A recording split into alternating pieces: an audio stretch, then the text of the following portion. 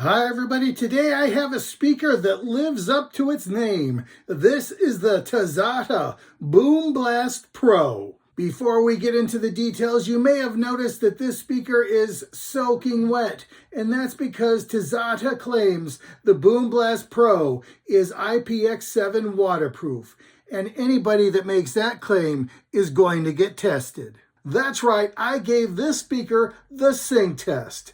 I fully submerged the Boomblast Pro underwater for 30 minutes. Not only did it play continuously, but it didn't even make a gurgle when I pulled it out. I've had some Bluetooth speakers lose the Bluetooth connection as soon as they go underwater, but not the Boomblast Pro. This thing kept on playing. I've had some speakers claim to be waterproof, but what they really meant is it floats on top of the water. And yes, the Boomblast Pro does float if you let it, but I didn't let it float. I submerged it and held it down with weights. You can't beat this thing.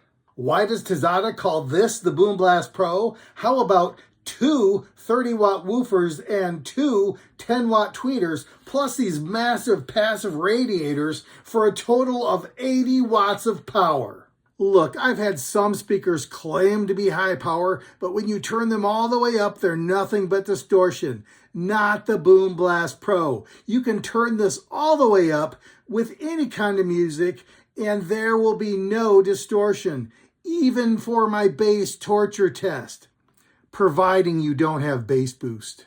The thing is, bass boost is the default mode, and this speaker does not need it. But they don't make it easy to turn it off either. Do you see a button that says bass boost? It's not there. You have to double click the light button to turn off bass boost. They don't even call it bass boost. They call it EQ. But there are only two modes, bass boost or not bass boost. Believe me, turn it off. You'll be much happier. And as long as we're on the topic, I have to mention our old friend, the standard we love to hate, the basically unlabeled black on black buttons. Why do they do this? But I kind of give this one a pass just because the impressions are so large. You can tell that this is a plus just by feeling it. And the minus is there, and the rest is... It's still a terrible standard, but I love this speaker so much, I'll give it a half of a pass. But one feature you don't often get is an easy-to-read battery level indicator. I love it. And you might have noticed that this speaker has no handle, but it does have these metal rings, and it includes a shoulder strap. It easily snaps on or off, and it's made out of this durable seatbelt material. The lighting mode is both understated and limited. You have two modes, this color cycle and rainbow, or you can just turn it off to save battery or whatever. Since this is IPX7 waterproof, you should not be surprised to see a rubber plug covering the access ports. Beneath this plug, we have a 3.5mm auxiliary input port, a USB-A U-drive port, and a USB-C charging port.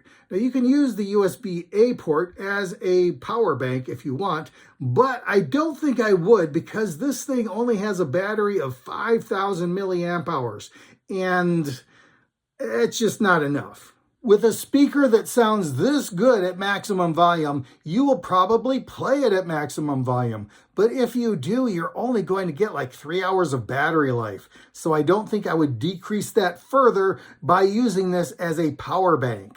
Does the Boomblast Pro support TWS mode for true wireless stereo?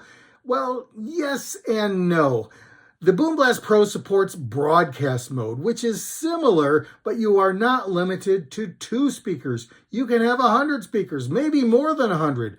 That is a feature I was unable to test because I only have one. Can you imagine 100 of these things all playing the same song?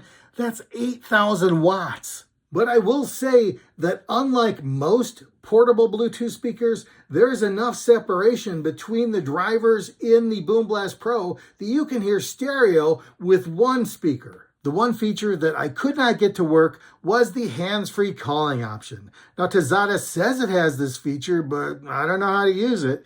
And that could be because I didn't even try until after the water test. Maybe I broke something, maybe I temporarily disabled it. I don't know. All I know is that if you are counting on your Bluetooth speaker to have hands-free calling, you might need to look somewhere else. I tested the U-Drive with a 256 gigabyte memory stick with 12,000 tracks. It indexed them all and started playing in less than 30 seconds. Not bad. On the bottom of the Boomblast Pro, we have two grippy feet, so this speaker will not go sliding across your desk, but it will make your windows rattle. The Boomblast Pro has a high-quality fit and finish. It feels rugged, and it's definitely heavy. Tazata is on my list of speaker manufacturers to watch. I'm giving the Boomblast Pro a 4 out of 5 star rating. Thanks for stopping by.